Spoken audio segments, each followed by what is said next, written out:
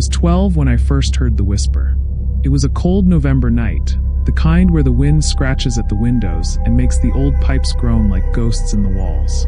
I was sleeping over at my best friend Mike's house, a sleepover planned for weeks, the kind where you stay up too late playing video games and eating junk food until your stomach hurts. Mike's place was old, at least 100 years, with narrow hallways and doors that never quite shut all the way.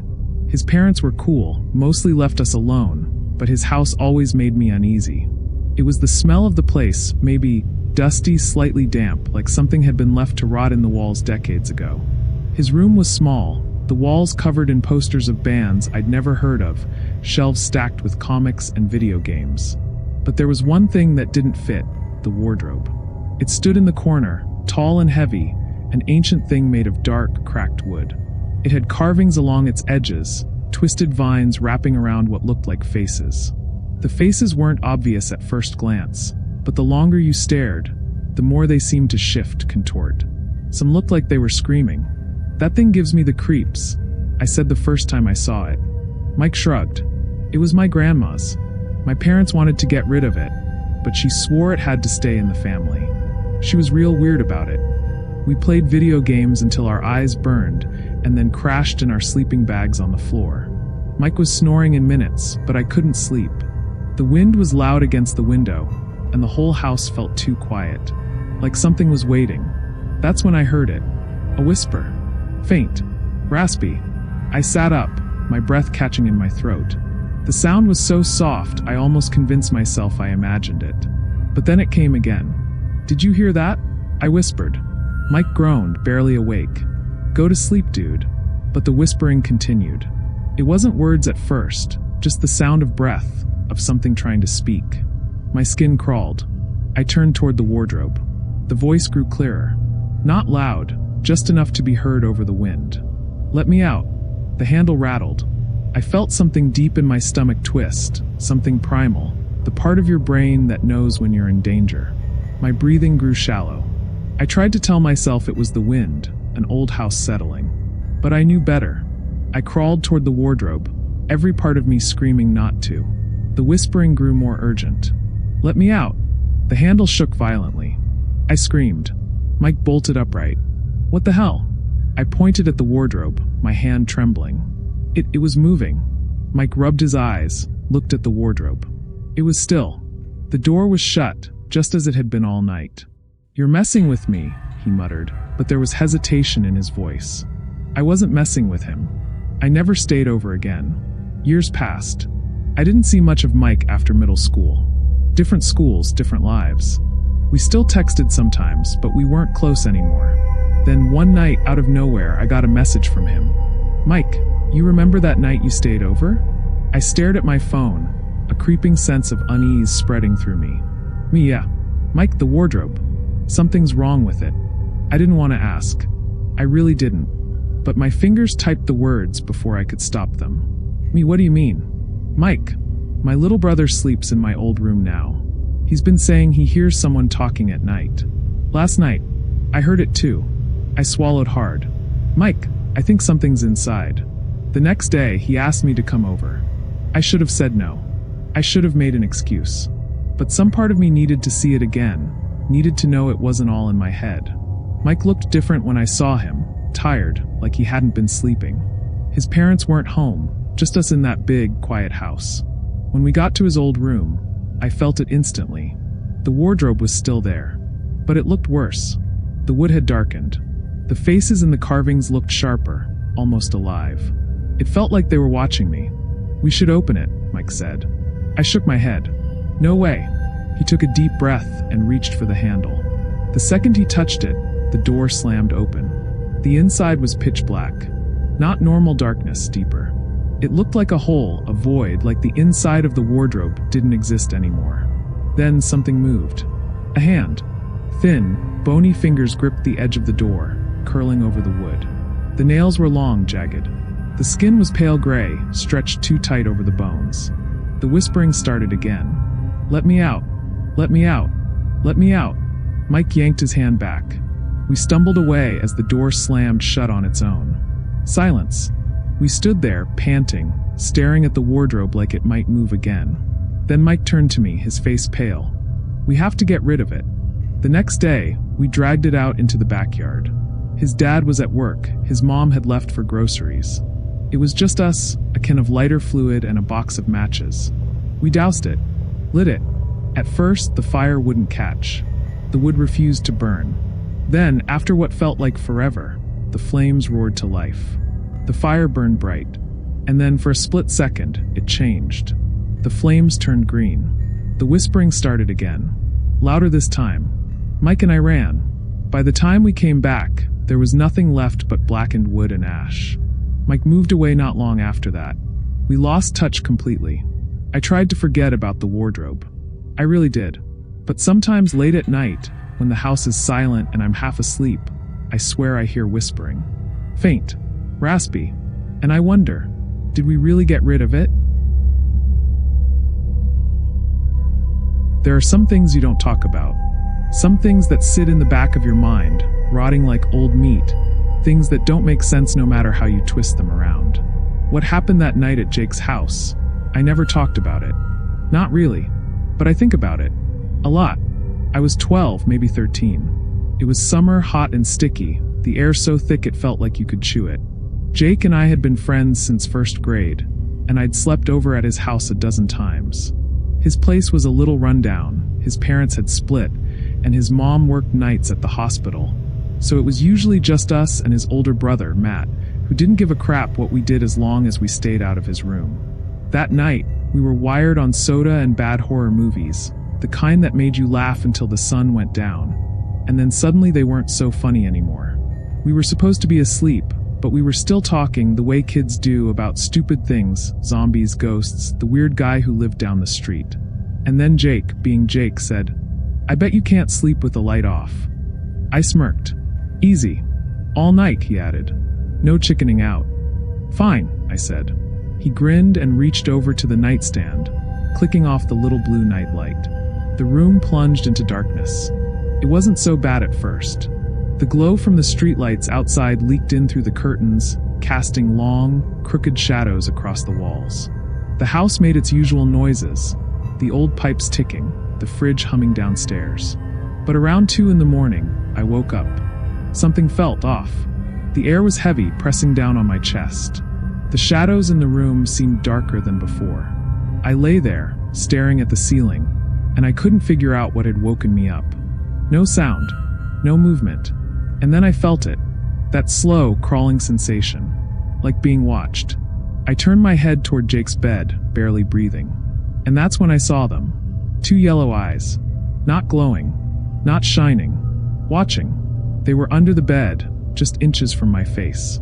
Close enough that if I reached out, I could have touched them. I couldn't move, couldn't breathe.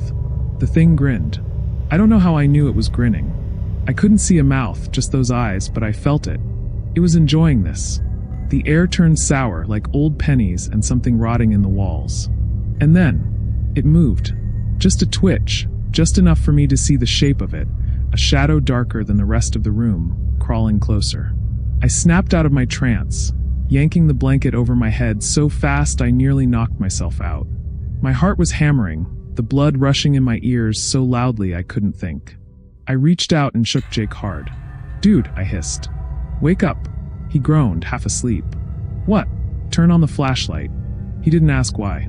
Just grabbed the flashlight off the nightstand and clicked it on, flooding the room with harsh, artificial light. I lowered the blanket, my whole body tense.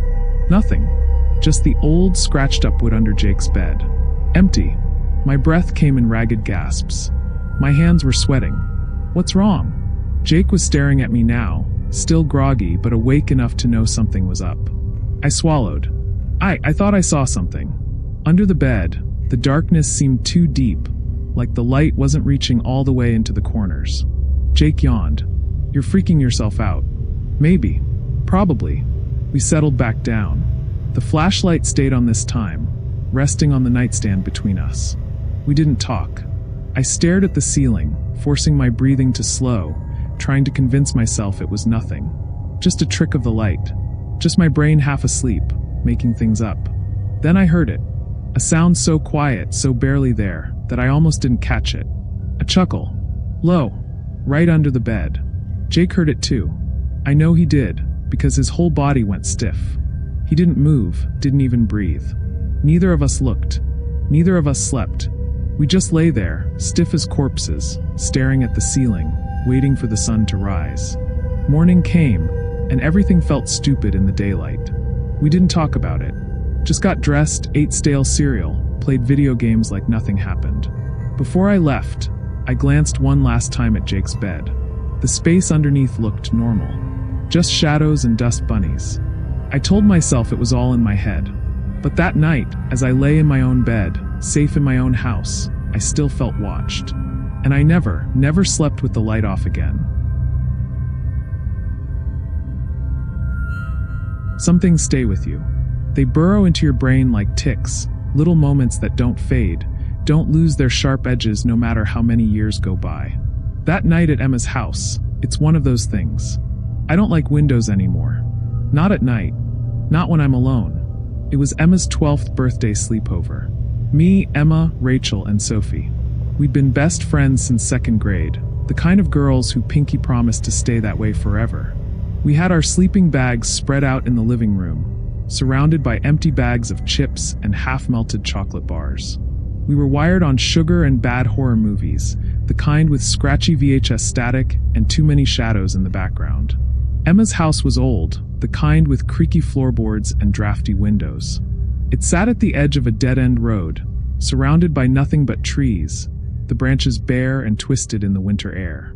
Her nearest neighbor was a mile away. I remember feeling cozy, wrapped up in my blanket, listening to the wind outside. It made the house groan, the windows rattle. The old maple tree in the front yard scratched against the siding. And then I saw him. It was a fluke, really. A quick glance toward the window, nothing intentional. But there he was. A man, standing right outside the glass. I froze. My breath hitched in my throat. The TV flickered, casting pale light across the room, and for a split second, I saw him clearly. Tall. Too tall. His limbs were wrong, stretched like someone had pulled him out like taffy.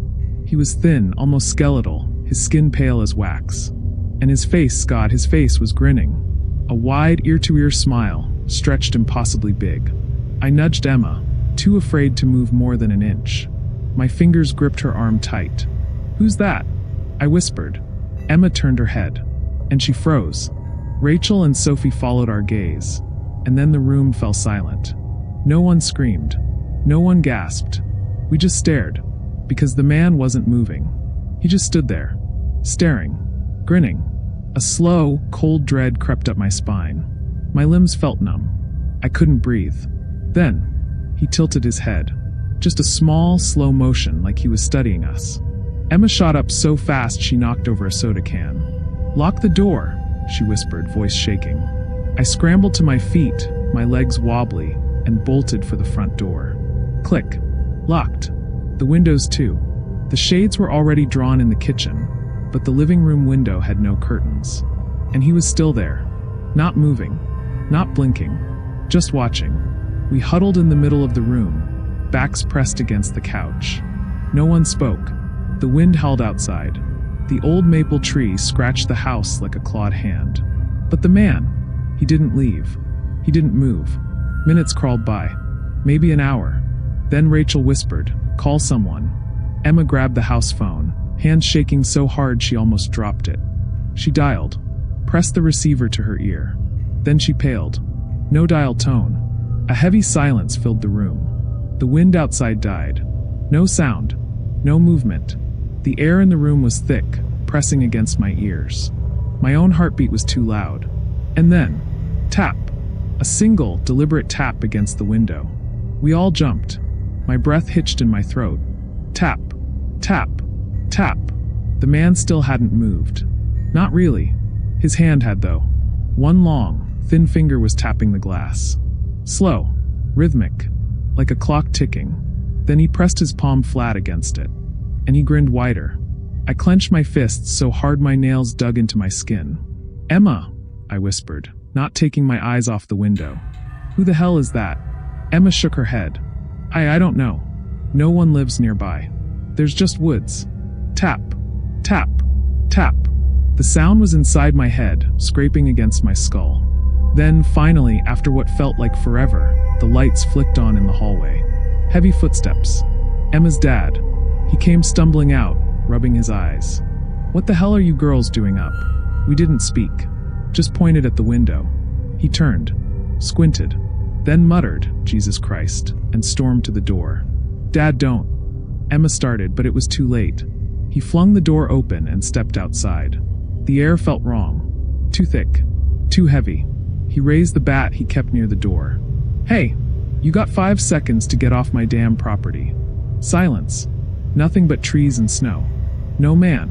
No footprints. Emma's dad lowered the bat, frowning. He stepped off the porch, scanning the yard. "The hell?" He circled the house, checked behind the bushes, even walked down the driveway, shining his flashlight into the woods. Nothing. When he came back, he was shaking his head. "Nobody out there," he muttered. "You girls probably spooked yourselves." But when he locked the door behind him, he didn't look convinced. And he left the hallway light on. We stayed awake the rest of the night, huddled in our sleeping bags, flinching at every creak of the house. Morning came slow. Gray light seeped through the windows. The wind had picked up again, making the branches sway. For a moment, we let ourselves believe it was over. Then Rachel looked at the window and screamed. The glass was scratched. Deep, jagged marks ran across it, uneven and deliberate, like something had dragged its nails across it in the night. But that wasn't the worst part. Carved into the glass, deep enough to leave behind tiny white flecks, were 3 words. "See you soon." I never slept over at Emma's house again. I never spoke about it. And I never, ever looked at a window after midnight. Some memories fade. Others fester. I was 12 the night I slept over at Ava's house for the last time. I still remember what her room smelled like: vanilla candles, old books, and something else, something musty, like dust trapped in forgotten places. The air always felt heavy in there, like the walls held onto something they shouldn't. Ava loved dolls. Not the soft, huggable kind, but porcelain ones. Their tiny, frozen faces lined the shelves, dozens of them, staring with their unblinking glass eyes. I never liked them, but I tried not to say anything. But one doll, one was different. It sat on the highest shelf, separate from the others, like it didn't belong. Or like even they didn't want it near. Her name was Isabel. Ava had found her in an antique shop, buried under a pile of forgotten things.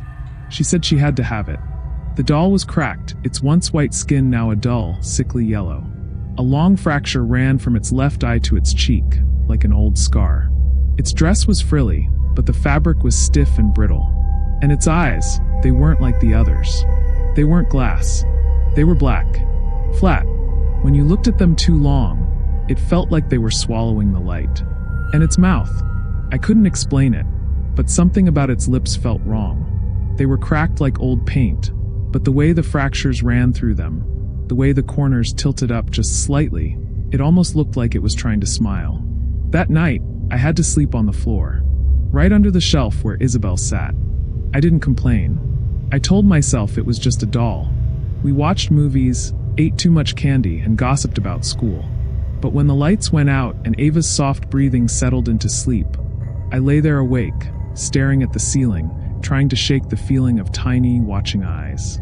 Eventually, exhaustion won, and I drifted off. Then, I woke up.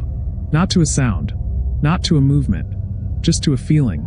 A cold, wrong feeling pressing against my chest. My stomach felt twisted, my skin prickled like something was just out of sight, just beyond the edges of the dark. And then, I heard it. Breathing. Not Ava's. This was different. Slow. Shallow. Right above me. My body locked up. My breath hitched. It wasn't Ava. She was still asleep, her breath soft and even. This sound was closer. Lower. I squeezed my eyes shut. Maybe I was imagining it. Maybe it was the wind, or the house settling, or... Inhale. A long, shaky breath, rattling like old paper. Exhale. Right above my head. My whole body turned to ice. My fingers twitched against my blanket. I wanted to move, to roll over, to run, but I couldn't. I wasn't sure I wanted to see. The air felt thicker, like something heavy and unseen was pressing down on the room. The breathing continued, slow and deliberate, as if something was waiting for me to acknowledge it. Then came the worst part. A soft, dry whisper. "I like you." My stomach dropped. The words weren't loud. They weren't deep. They weren't growled or screeched. They were soft, sweet, like a secret meant just for me. I snapped my eyes open and fumbled for my phone. My fingers trembled as I turned on the flashlight. And then I saw it. The doll. It had fallen from the shelf. It lay facing me, inches from my face. For a long, terrible second, I just stared. Its black eyes swallowed the light. Its cracked lips were slightly open. Then, Ava stirred. I turned, heart hammering, and shook her. "Ava," I whispered harshly. "Wake up." She groaned, barely lifting her head. "What?" I pointed. My hand shook. "Your doll." Ava blinked, then squinted at the floor. Her brow furrowed. "Oh, she must have fallen." Fallen. From the highest shelf. Onto the floor. Facing me. Ava yawned and rolled over. "Go back to sleep. Go back to sleep." I couldn't. I wouldn't. I grabbed my sleeping bag and scrambled out of the room. My breath was too loud, my heartbeat too fast. I locked myself in the bathroom and sat in the corner until morning, my back pressed against the cold tile, my eyes locked on the crack beneath the door. I could still hear it. Breathing. The next day, I packed up my things and told Ava I was sick. She didn't argue. I never slept over at her house again. I never saw Isabel again. But sometimes in the quiet of the night, when the house is too still, when the air is too heavy, I swear I can hear it, breathing. Some nights never leave you. They dig their claws into your mind, nest there like some parasite, feeding off the dark corners of your thoughts. You grow up, you move on, but some memories don't fade. They just wait. It was supposed to be a normal sleepover at Leo's house. We were 12, the age when everything is still a game, even when it shouldn't be. When the dark is just something you joke about, even though deep down, you still kind of believe there's something waiting in it. Leo's house was big, one of those old ones with a basement that smelled like damp wood, and a second floor where the floors creaked even when nobody was walking on them. His parents were out late, and his older brother, Mark, was locked in his room with his headphones on. So it was just us. And like idiots, we decided to play hide and seek. Leo counted in the living room, eyes squeezed shut against the couch, while I ran off to hide. I could have gone upstairs, maybe under a bed or in a closet, but I wanted a good hiding spot. So I picked the basement. The air down there was different, stale, like it had been trapped for years. The light was dim, filtering in through a tiny window near the ceiling, making long shadows stretch across the cement floor. It was cluttered, filled with boxes stacked on top of each other, old furniture covered in sheets, forgotten junk shoved into corners. Perfect for hiding. I slipped behind a tall pile of boxes near the far wall, pressing my back against the cold concrete. My breath was slow, careful. I could hear the faint hum of the refrigerator upstairs, the distant creaks of the house settling. Then, footsteps. Leo was coming. They were slow, deliberate. The stairs groaned under his weight, one by one, like he was taking his time. I held my breath. A shadow stretched across the basement floor, long and thin. Then, "Found you." Leo's voice. I peeked out from behind the boxes. He stood at the top of the stairs, grinning down at me, one hand on the wooden railing, face half hidden in the shadows. For a second, I almost stepped out. And then, something tapped my shoulder. My stomach dropped. A slow, light tap, like someone barely touching me, like someone playing with me. The air behind me suddenly felt wrong. Heavy. Too close. I didn't want to turn around. I really didn't. But my head moved anyway. And standing there, inches from me, was Leo. I couldn't breathe. He wasn't grinning anymore. His mouth was open, his eyes wide. His real eyes. The ones filled with fear. For half a second, we just stared at each other. Then, I screamed. Leo screamed too. We ran. I didn't look back. I refused to look back. I don't even remember getting up the stairs. Just the slam of the basement door as we threw our weight against it, locking it, standing there, panting, hands trembling. The space at the top of the stairs, the place where I had seen him, was empty. No one there. No sound. No sign that anything had been there at all. Leo's breath came out shaky. "You saw that, right?" I nodded, unable to speak. We stood there, frozen, listening. The house was too quiet. Then, finally, Leo whispered, "That was me, right?" I didn't answer. Because I didn't know. And the worst part, neither did he. That night, we didn't talk about it. We slept in the same room, with the door locked and the lights on. Every noise made my stomach tighten. Every shadow made my breath catch. At some point, I drifted off. And then, I woke up. Not to a sound. Not to movement. Just to a feeling. Like something was watching me. I turned my head slowly. Leo was asleep on the floor next to me, his chest rising and falling in steady breaths. The room was dim, the hallway light casting a dull glow through the cracked door. And then, I saw it. The door. It had been closed before. Now it was open. Just a few inches. My breath caught. My whole body turned to ice. I stared at the sliver of darkness beyond the door. And in the shadows, something moved. A shape barely there. Watching. Waiting. I wanted to scream. But I didn't. I just squeezed my eyes shut and prayed. When morning came, the door was closed again. Neither of us spoke about it. Not then. Not ever. But I never went back to Leo's house again. And sometimes, even now, when I wake up in the middle of the night, when my door is cracked open just an inch too wide, I wonder if it's still watching. If it ever left. Or if it's waiting for me to see it again.